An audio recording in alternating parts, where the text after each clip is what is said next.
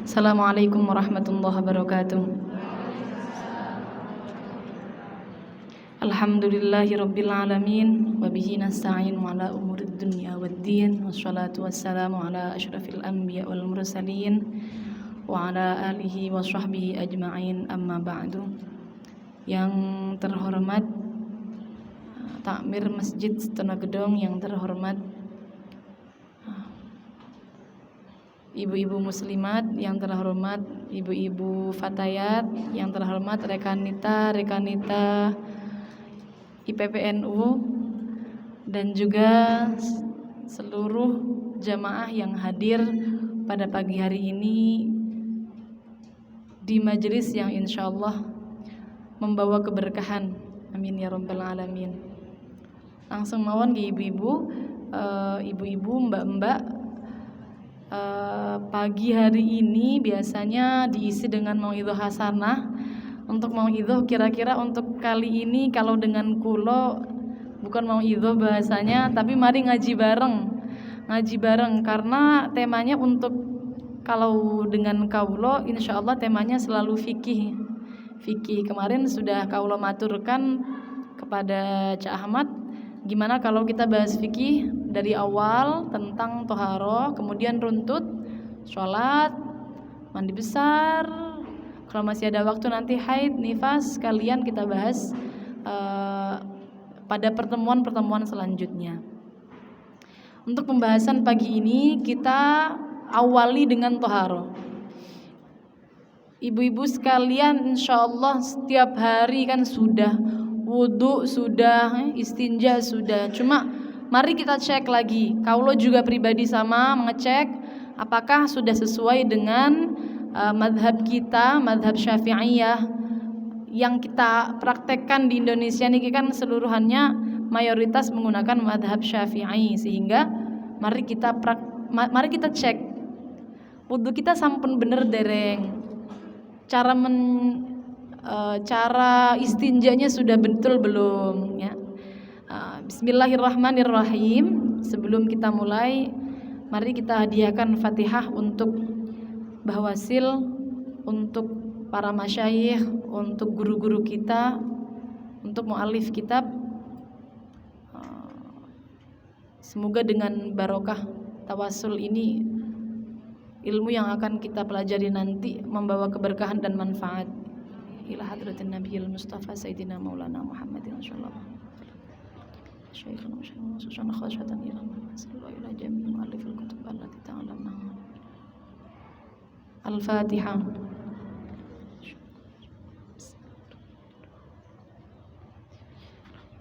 Nasta'inu ihdinas siratal mustaqim siratal ladzina an'amta 'alaihim. Bismillahirrahmanirrahim.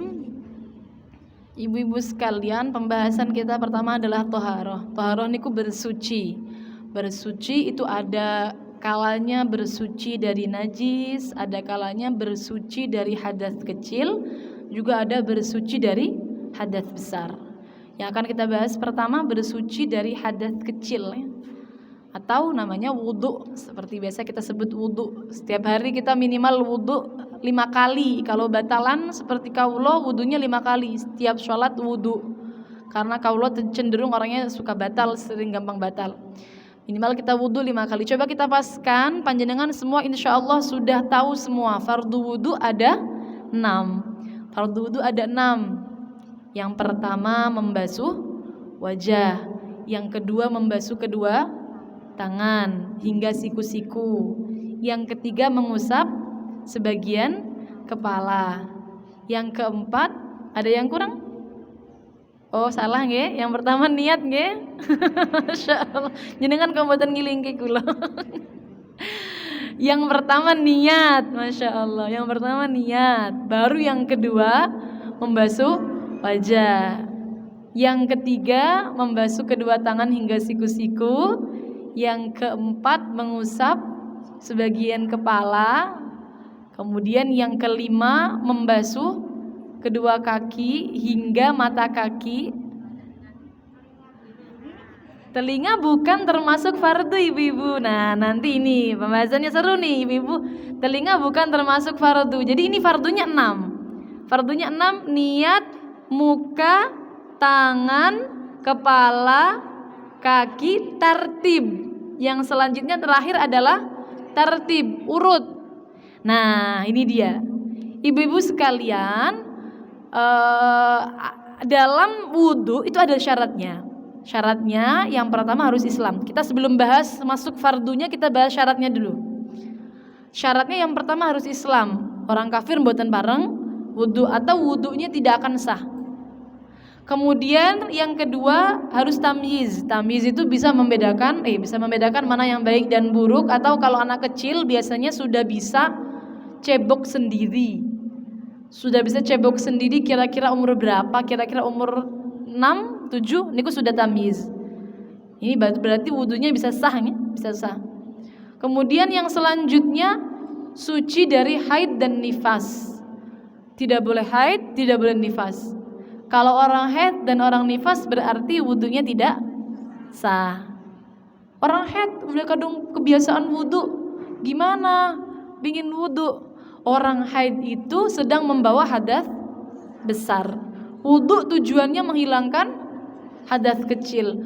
Yang kecil, wong yang besar saja masih dibawa, masa mau menghilangkan yang kecil? Nah, ini pun namanya. Jadi kalau di dalam kitab wudhunya orang yang haid tidak sah.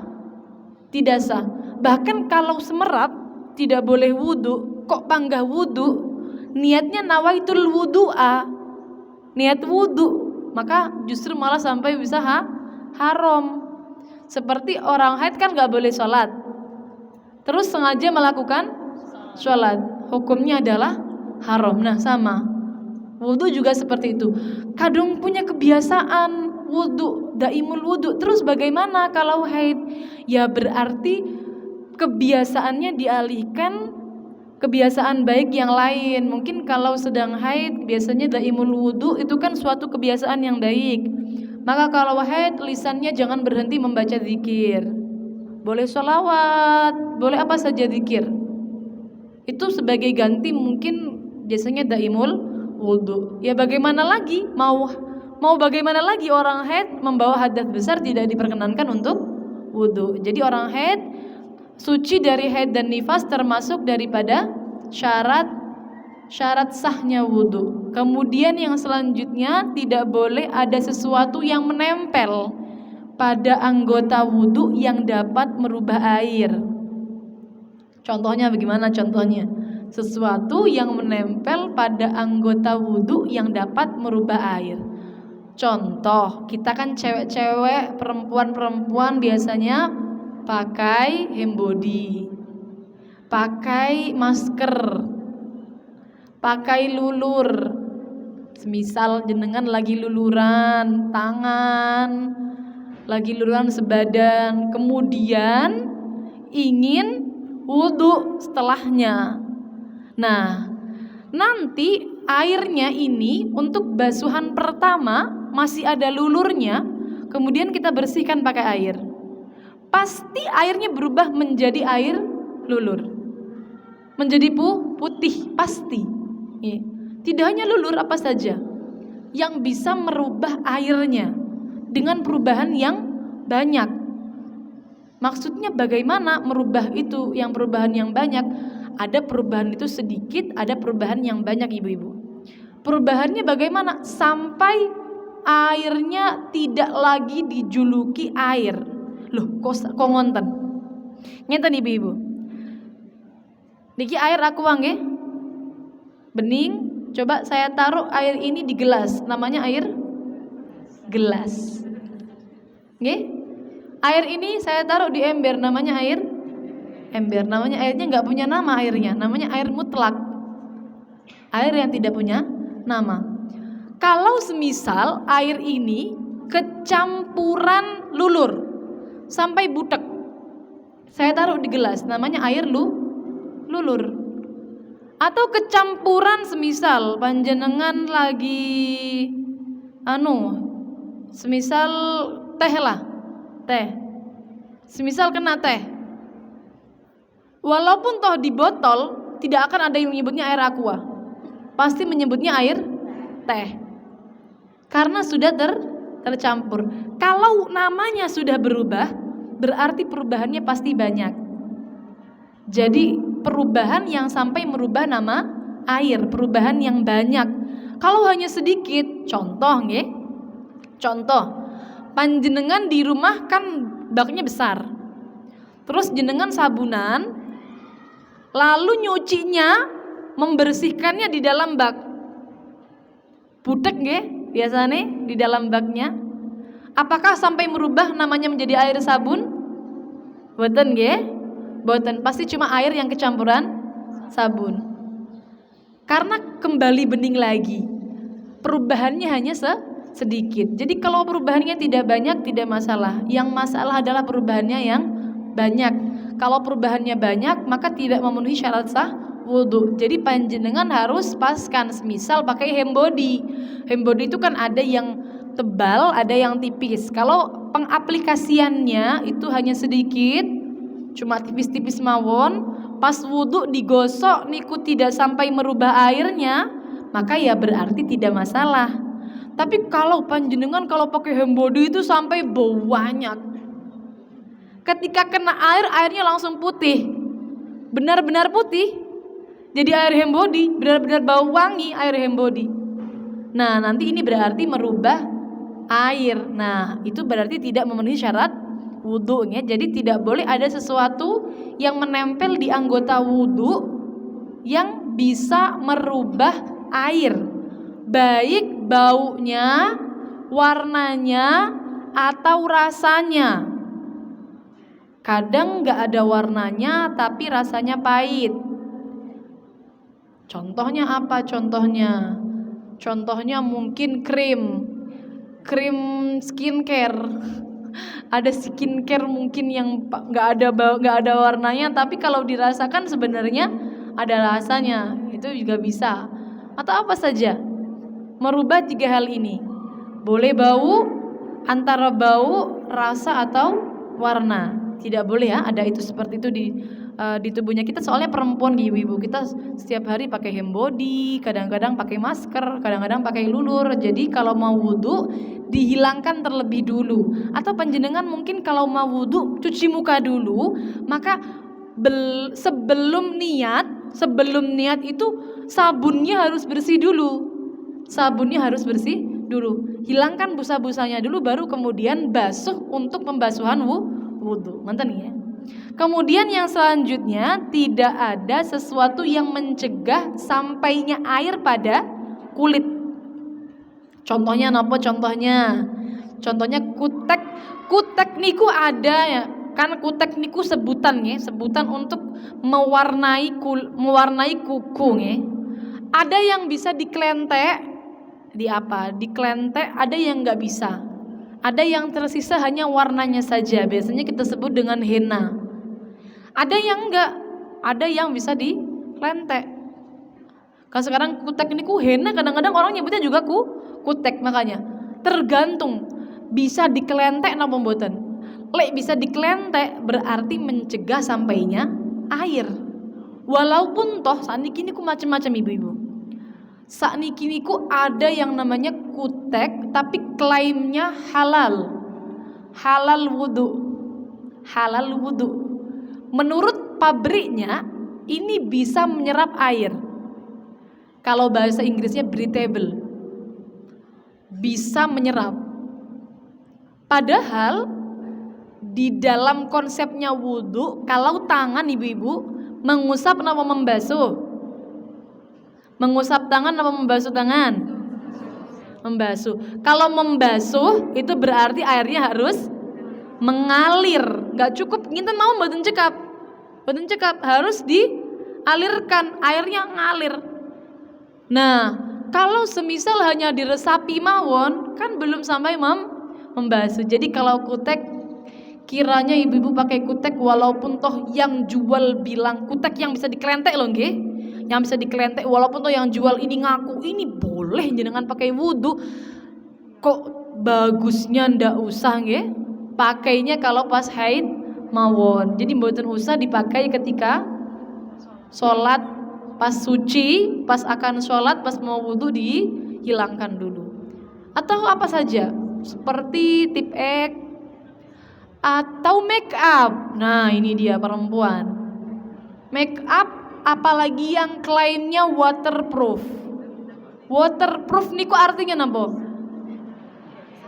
Anti air. Berarti kalau kena air pasti masih ada.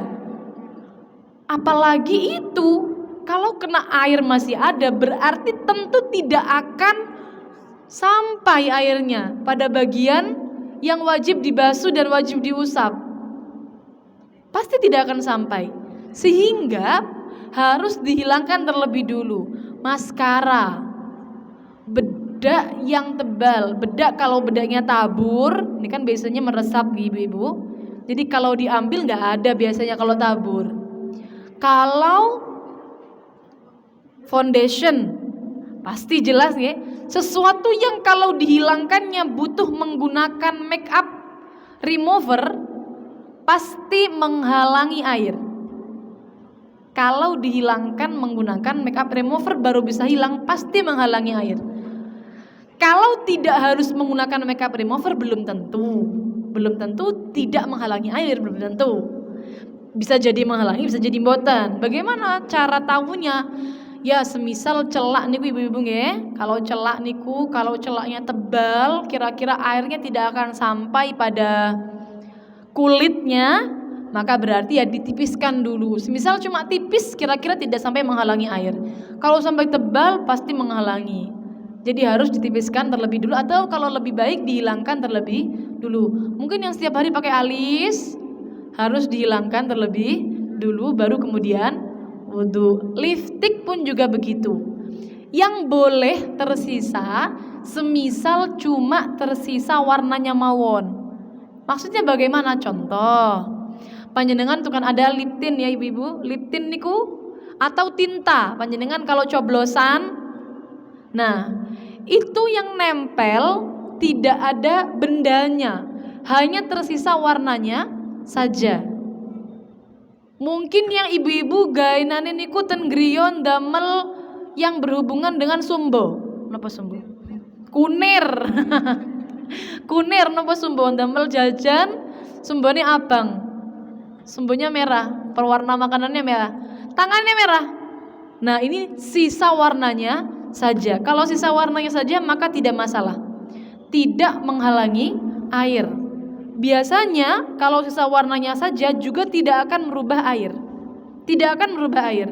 Warnanya tidak akan merubah airnya. Jadi nemplek tan gini kulitnya, nemplek tan kulit. Jadi tolong dibedakan antara yang hanya sisa warnanya saja seperti henna, sisa warnanya saja, kunir, pewarna makanan, tinta, sisa warnanya saja, dan juga yang masih ada bendanya. Kalau masih ada bendanya seperti make up dengan segala macam make upnya, kalau masih ada bendanya harus dihilangkan terlebih dulu. Ini ku untuk syarat sah wudhu yang nomor 5.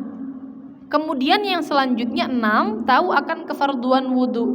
Maksudnya nopo? Maksudnya ya tahu kalau wudhu itu fardu hukumnya, harus wudhu sebelum sholat ya. Seperti itu saja. Yang selanjutnya tidak meyakini fardunya sebagai sunnah. Nah tadi kan kita sudah di awal menyebutkan fardu wudhu ada 6. Dalam 6 fardu wudhu ini tadi ada ibu-ibu yang menyebutkan mengusap kedua telinga. Ternyata mengusap kedua telinga ini hukumnya adalah sunnah. Tidak masalah kalau jenengan meyakini mengusap telinga ini sebagai fardu. Lo tak kira wajib, lo tak kira fardu, ternyata sunnah. Boten napa-napa. Tidak masalah. Yang bahaya, yang 6 ini jenengan yakini sunnah, bahaya, maka tidak sah wudhunya. Kenapa? Kalau jenengan yakini sunnah, maka kapan saja ditinggal tidak merasa salah. Contoh, mengusap sebagian kepala dikira sunnah, maka kalau nggak ngusap berarti hatinya menyangka tidak masalah. Nah ini baru berbahaya. Ini baru nanti wudunya tidak sah. Jadi kalau sunnah diyakini fardu masih tidak masalah. Yang bermasalah itu kalau fardu diyakini sunnah, maka tidak memenuhi syarat sahnya wudu. Selanjutnya menggunakan air yang suci dan mensucikan. Air suci yang mensucikan kita perlu bahas sedikit ibu-ibu. Panjenengan tadi sudah kita sebutkan air ya tadi, yang air aqua ini. Air itu ada 4 ibu-ibu. Ada yang suci mensucikan, suci tidak mensucikan, suci namun makruh digunakan, najis. Yang keempat najis.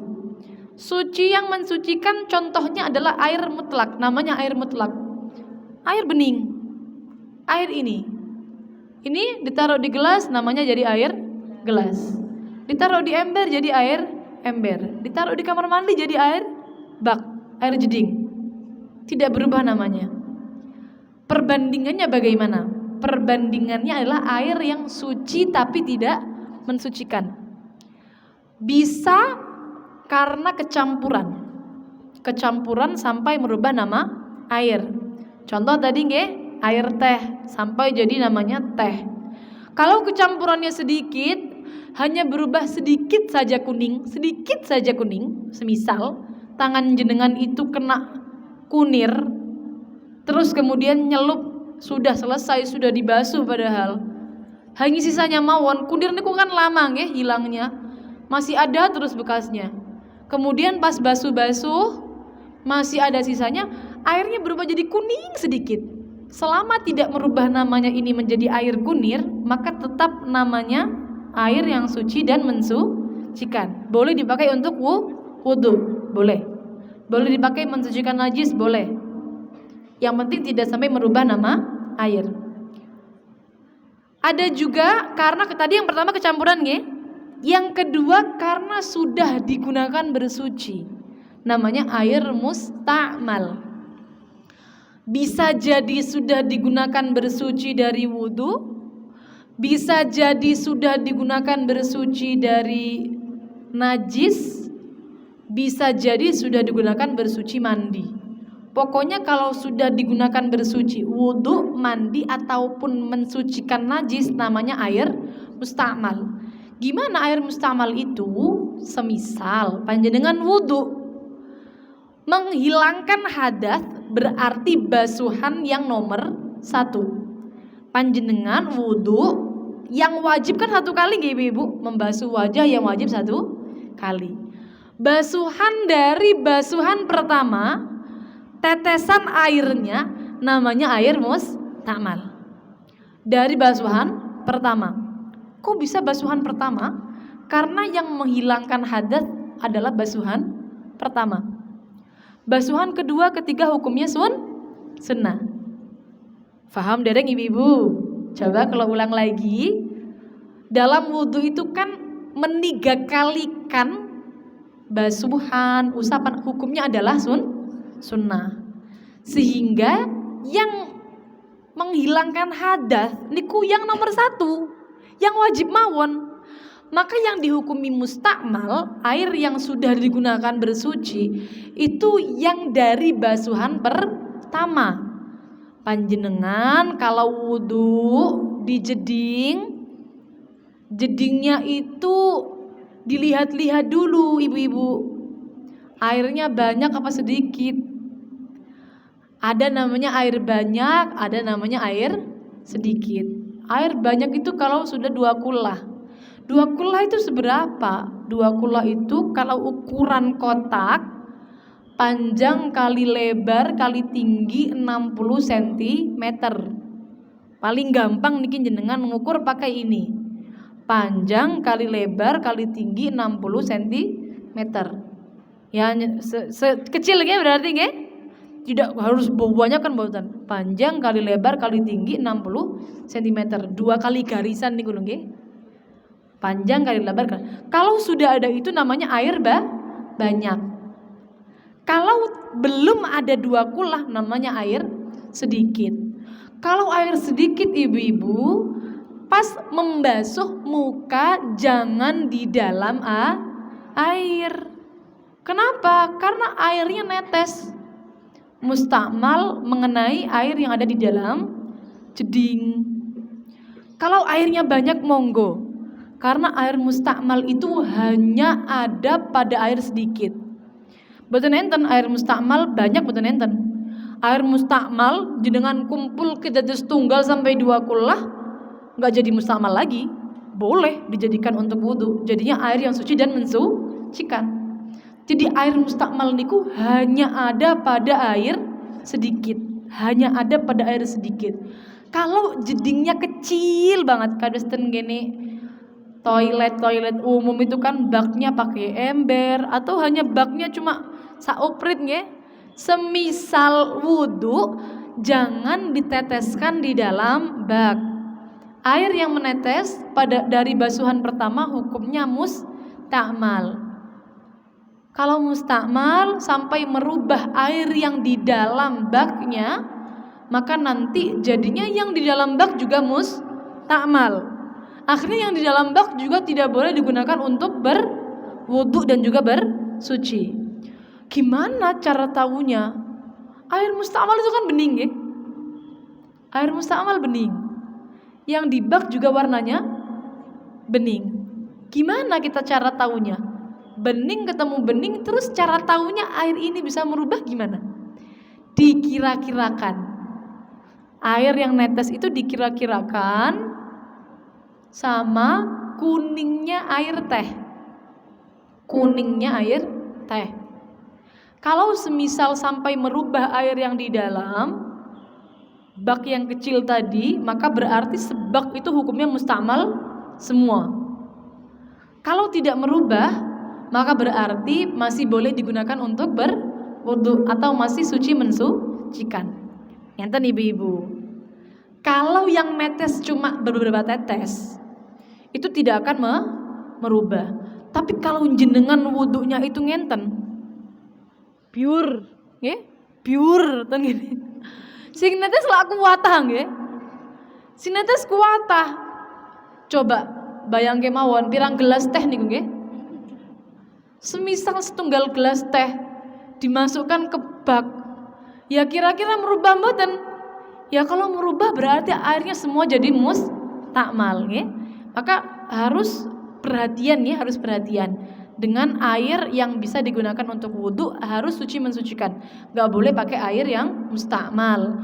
Hati-hatinya itu kalau baknya kecil. Kalau baknya besar monggo jenengan mau wudu di dalam, mau wudu di luar monggo. Karena kalau baknya besar sudah sampai 2 kullah airnya, tadi 60 panjangnya, lebarnya, tingginya 60 cm, maka pasti aman karena air mustakmal hanya ada pada air sedikit ya. Ada namanya air yang makruh digunakan. Air yang makruh digunakan niku di Indonesia itu ndak ada. Namanya kalau dalam bahasa kitabnya musyammas, air yang dipanaskan dengan terik matahari. Betul enten ibu-ibu. Betul enten Indonesia niki jenengan nyalap toyo ten gene di luar menaruh air di luar. Itu tidak akan sampai pada taraf musyammas, tidak akan sampai pada taraf dimakruhkan. Kenapa? Ini biasanya ada pada daerah yang memang panas, kados ten luar negeri nggih ten Timur Tengah niku memang panas.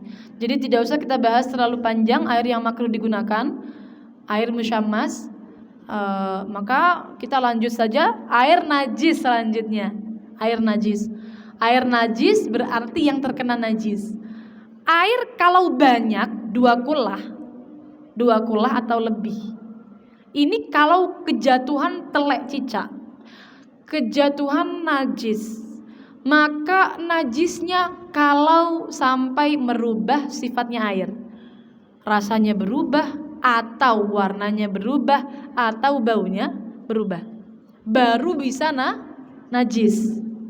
Kalau nggak merubah, semisal tai cicaknya cuma 3 di dalam airnya, maka airnya tetap dihukumi suci dan mensucikan. Boleh kita gunakan untuk wudu, boleh kita gunakan untuk mandi besar, boleh kita gunakan untuk bersuci, boleh.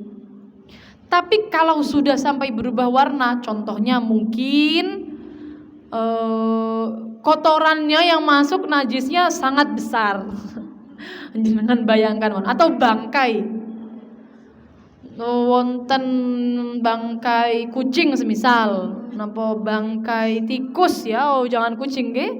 Napa kucing kelelep mereka nggih, tikus mawon nggih yang sering bangkai tikus sampai baunya menyengat. Nah, niki baru nanti airnya menjadi najis. Nah, itu nggak boleh digunakan ibu-ibu. Kalau airnya dikit, air yang dikit tidak mencapai 2 kullah, kejatuhan najis, maka langsung auto najis. Langsung najis. Tidak perlu menunggu berubah. Walaupun tidak berubah, langsung najis. Nah, ini dia ibu-ibu, kalau dijeding kok jedingnya baknya kecil, tidak nyampe 2 kullah, maka hati-hati. Dilihat ada tarik cicanya mboten, enten telak cicae mboten, atau kalau semisal membasuh ketika pipis istinja jangan sampai nyiprat-nyiprat. Karena kalau nyiprat kena air yang sedikit maka airnya menjadi najis. Ngoten nggih ibu-ibu? Air najis tidak boleh digunakan untuk berwudu. Yang boleh digunakan berwudu hanya satu, yaitu air yang suci dan mensucikan. Lalu kita bahas langsung pada prakteknya mawon langsung. Fardunya 6 tadi ya, fardunya 6 sudah tadi kita bahas di awal. Sekarang kita bahas prakteknya langsung. Praktek wudu ibu-ibu, kita langsung mau lengkapnya mawon nggih, sunnah plus wajibnya.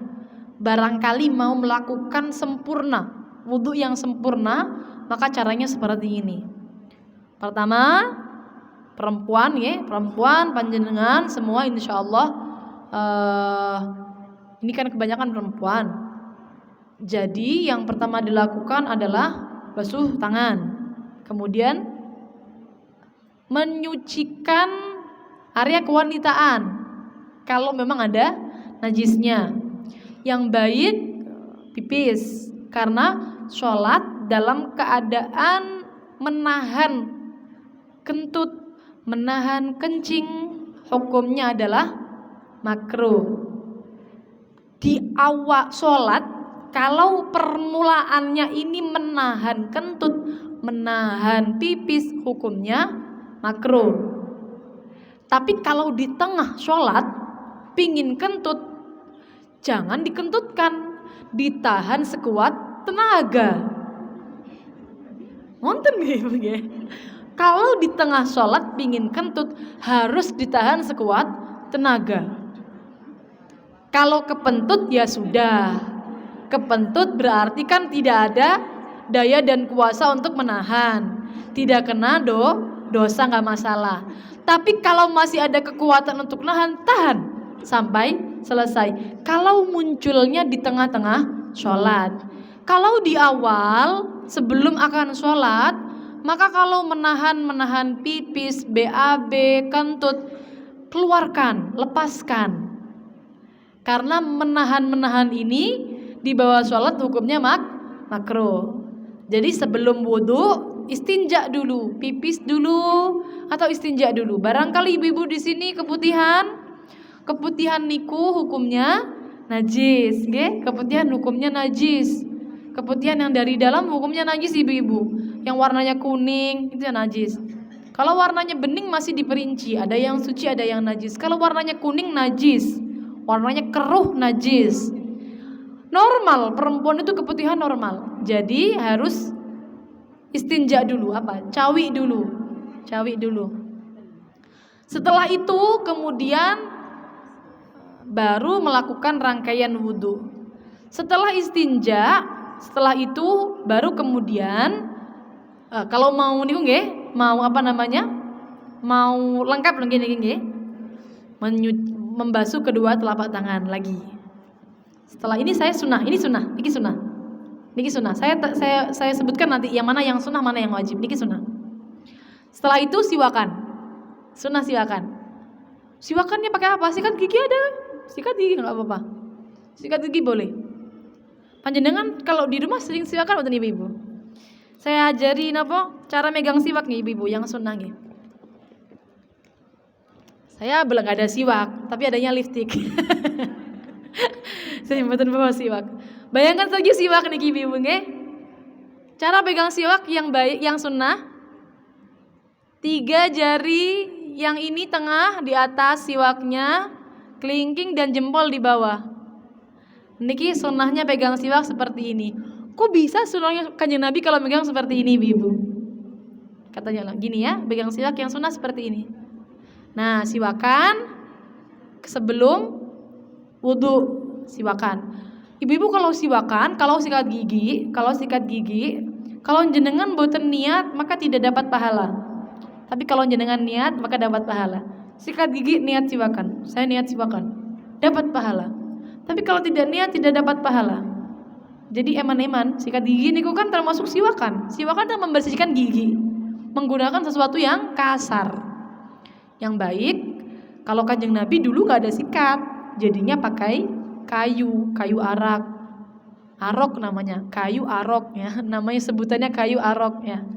Jadi kalau kita sikat gigi apakah termasuk siwakan? Termasuk, sama-sama membersihkan gigi. Jadi kalau sikat gigi sama niat. Setelah siwakan area gigi kanan, gigi kiri sudah selesai itu. Setelah siwakan lalu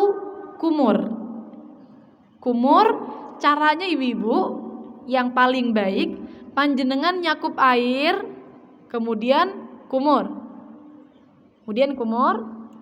jempol kiri masuk, membersihkan gigi, jempol kiri.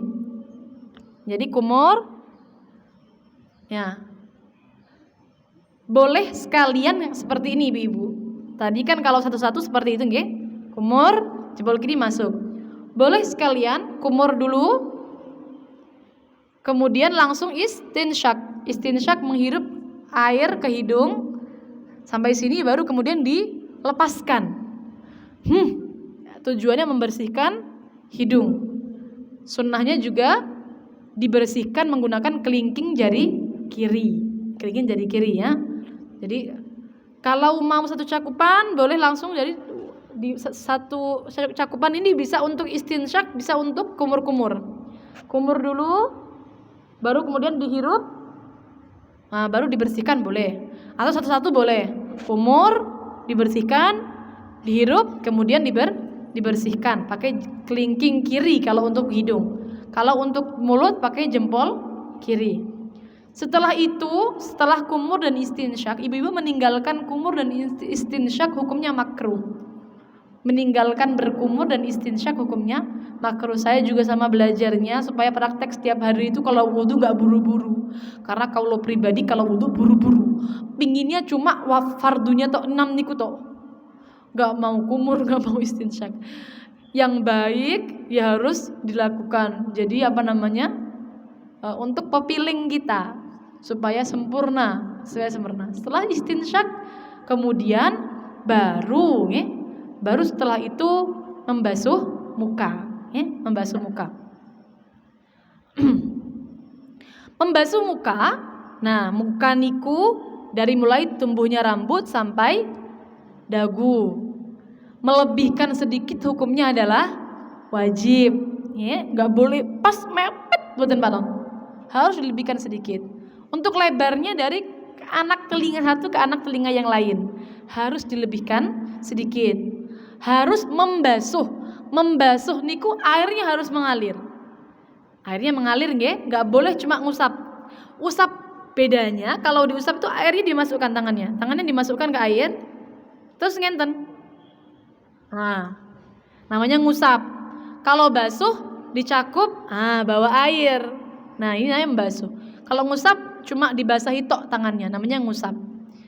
Setelah membasuh muka, ketika membasuh muka, jangan lupa ibu-ibu, ada hal-hal yang ada tempat-tempat yang sangat rentan, ujung mata. Ujung mata niki tempatnya belek. Padahal tempat belek, tempat kotoran mata itu adalah anggota zahir. Anggota yang wajib dibasuh saat berwudu. Nah, harus dihilangkan. Kalau ibu-ibu sering pakai celak kayak saya, itu pasti ada beleknya di sana. pasti ada. Jadi harus hati-hati. Bagian ujung mata untuk diperhatikan. Setelah itu, setelah membasuh muka dari atas nih, yang sunnah atas dulu baru bawah. Jadi kalau membasuh itu begini Ibu. Begini nggih. Atas ke bawah. Yang sunnah seperti itu. Boten kadang-kadang kan ada yang tidak beraturan ya. Kadang-kadang ada yang tidak beraturan ya. Kadang-kadang ada yang pokoknya rata, ngoten nggih. Yang sunnah atas dulu baru bawah. Setelah selesai membasuh muka, baru setelah itu membasuh kedua tangan. Kalau membasuh kedua tangan ibu-ibu, yang sunnah dari kuku dulu, dari ujung jari. Ibu-ibu paling juga banyak yang membasuhnya dari siku-siku dulu. Yang sunnah dari jari-jari dulu. Jadi modelnya kayak gini kalau basuh. Gini, airnya mengalirnya seperti ini. Ujung jari hingga kedua siku-siku. Kedua siku-siku bukan pergelangan tangan ibu-ibu. Karena ada beberapa kadang-kadang kulo lihat itu kalau pas transit di masjid-masjid ngonten, itu kalau ngelengkis niku samenten tok. Sementen ngelengkisnya. Jadi yang dibasuh cuma segini. Yang wajib niku sampai siku-siku ikut kebasuh. Bahkan wajib melebihkan sedikit. Jangan press. Lebihkan sedikit, ya. Sunnahnya dilebihkan sampai separuh lengan atas. Sunnah dilebihkan sampai separuh lengan atas. Caranya membasuhnya dari ujung kemudian dialirkan ke bawah, ngenten nggih? Sunnah digosok-gosok ibu-ibu, dari mulai wajah tadi sunnah digosok. Tangan juga sunnah digosok. Barangkali ibu-ibu itu kan kalau wudu di bak itu kan bisa nggih? Wudunya nyelup kan bisa. Nah, masukinnya begini, seret. Tetap sunnah untuk digosok ya, tetap sunnah digosok. Memastikan airnya mengalir semua. Jangan lupa ibu-ibu kalau pakai cincin seperti kulo, cincin juga sunnah untuk digerakkan. Bila mana cincinnya longgar, kira-kira cincinnya ini sudah bisa teraliri air. Tapi kalau cincinnya seret, kira-kira nggak digerakkan ini nanti nggak kemasukan air, wajib untuk digerakkan supaya airnya bisa mengalir ya masuk. Ini perempuan nih kan penuh dengan perhiasan. Jenengan semisal pakai cincinnya seret harus digerakkan. Kalau cincinnya nggak seret, sunnah digerakkan ya. Itu tangan. Setelah tangan kanan dulu baru kiri. Tadi membasuh muka yang kurang adalah meniga-kalikan basuhan. Tadi kalau belum bilang ya, sunnah 3 kali. Kemudian tangan juga begitu, sunnah 3 kali. Gimana caranya 3 kalinya? Kanan, apa kanan kiri? Boleh sembarang. Yang penting yang paling dulu kanan. Boleh kanan, boleh kanan kiri boleh. Yang penting 3 kali, sunnah 3 kali. Setelah itu mengusap sebagian kepala. Yang wajib hanya sebagian kepala ibu-ibu. Kepala niku ngenten nggih. Yang wajib kepalanya lho nggih, bukan rambutnya. Rambut itu bagian dari kepala. Tapi tidak semua rambut ada pada kepala. Contoh, rambutnya kalau kita kan panjang. Rambut yang di sini yang semisal rambut niku kalau ke depan diarahkan ke depan, kalau ke belakang diarahkan ke belakang. Rambut poni niki kan mestinya jalurnya ke depan. Mengusap ujung poni niki belum mencukupi. Karena keluar dari batas kepala. Yang paling aman bagaimana? Usap bagian kepalanya, kulitnya. Seret. Masih cuma setitik-tik. Sah. Cukup. Yang penting bagian kepala. Kalau rambut boleh, walaupun hanya sehelai boleh, tapi syaratnya harus rambut yang ada pada bagian kepala. Segini ya ibu-ibu, kepala niku nggih. Yang ada di sini berarti boleh, yang di luar sini berarti ndak boleh. Poni itu kan kalau dikebelakangkan kan di bagian kepala, ya nggak gitu. Tapi rambutnya kalau memang rambutnya ke depan harus dikedepankan, kalau ke belakang harus dikebelakangkan, kalau samping harus di samping. Jadi tidak boleh tarik yang tidak sesuai pada arahnya. Nah, ini nggih, ngoten nggih. Jadi mengusap rambut yang ada di kepala atau kulit kepalanya lebih aman. Sunnahnya ibu-ibu mengusap seluruh kepala. Gimana caranya? Caranya seperti ini. Ngeten. Jempol ditaruh pada pilingan, kemudian ujung jarinya bertemu di bagian batuk, diarahkan ke belakang. Sret. Kalau rambutnya pendek, maka sunnah dikembalikan lagi ke depan. Sret. Kalau rambutnya panjang, maka kalau kembali malah justru akan merobak-robek rambut. Maka tidak perlu ibu-ibu. Sret nonton mawon cekap. Nggih, ngenten nggih? Nah, ini yang sunnah. Kalau nanti saya basah semua, rambutnya jadi bau, ya sudah nggak apa-apa. Yang wajib-wajibnya saja boleh. Paling baik ibu-ibu, dawuh guru saya dulu, mengusapnya bagian ubun-ubun, tempat keluarnya ruah, supaya mudah keluarnya ruah. Yang diusap bagian ubun-ubun. Jadi kulitnya, cari kulitnya. Atau rambutnya juga nggak apa-apa, nggak nyampe kulitnya nggak apa-apa, rambutnya nggak apa-apa. Ubun-ubun ini pasti di bagian ke kepala. Pun setelah itu, setelah ke apa namanya ini, mengusap nih tidak harus membasuh. Cukup celupkan tangan, yang penting tangannya basah. Setelah itu mengusap kedua telinga. Mengusap kedua telinga, caranya sebenarnya sembarang caranya. Cuma yang diajarkan oleh para ulama niki, napa niki? Telunjuknya di dalam, jempolnya di luar. Telunjuknya kemudian setelah dibasahi lagi nggih, basahi lagi dengan air yang baru, kemudian mengusap kedua telinga, telunjuknya di dalam, telunjuknya ini meratai seluruh sela-sela telinga. Baru kemudian yang jempolnya dua ini meratai yang bagian luar. Seret. Setelah itu sunnahnya plek. Nah, nonton. Epek-epeknya niki diginiin. Nah, niku. Itu yang paling lengkap ibu-ibu. Lek kelamaan gimana? Ya sudah, yang penting diusap lah, enggak apa-apa. Yang penting sudah melakukan kesunahan. Kelamaan ya enggak apa-apa, yang penting sudah melakukan kesunahan. Ini kalau sudah biasa cepat ibu-ibu. Selesai. Kalau sudah cepat biasa, okay? Kemudian setelah mengusap kedua telinga, sunnah ibu-ibu, bila mana tidak dilakukan maka tidak masalah, sunnah. Nih, kedua telinga hukumnya sunnah. Setelah itu baru membasuh kedua kaki hingga mata kaki, yang wajib hingga mata kaki. Sunnahnya dilebihkan sampai separuh betis. Nggak sunnah kalau sampai paha-paha tidak sunnah. Yang sunnah melebihkan sampai separuh betis, ya. Yang dari semuanya tadi harus tertib berurutan. Harus berurutan. Urut niku termasuk daripada fardunya wudu. Termasuk daripada fardunya wudu. Jadi apa namanya? Kalau semisal jenengan pinginnya tangan dulu baru kemudian wajah, maka tidak boleh.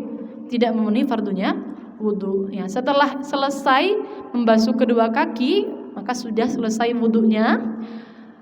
Makruh bekas wudunya ini dihilangkan dengan anduk. Jadi makruh sebenarnya dihilangkan dengan anduk, dihilangkan dengan tisu. Itu makruh. Kalau tidak niat menghilangkan, contohnya tidak niat menghilangkan tapi hilang sendiri, kerudungan lalu kegesek, nah nggak masalah kalau itu nggih, tidak masalah. Setelah wudu sunnah berdoa. Sunnah berdoa, asyhadu alla ilaha illallah wa asyhadu anna Muhammadan abduka wa rasuluh. Pripun ibu doanya? Asyhadu alla ilaha illallah wa asyhadu anna Muhammadan abduhu wa rasuluh. Allahumma ja'alni minat tawwabin waj'alni minal mutatahhirin waj'alni min ibadikas sholihin. Yeah. Sunnah sunnah doa wudu tadi menengadahkan tangan dan juga menghadap ke langit. Sunnahnya seperti itu. Niku sunnahnya wudu.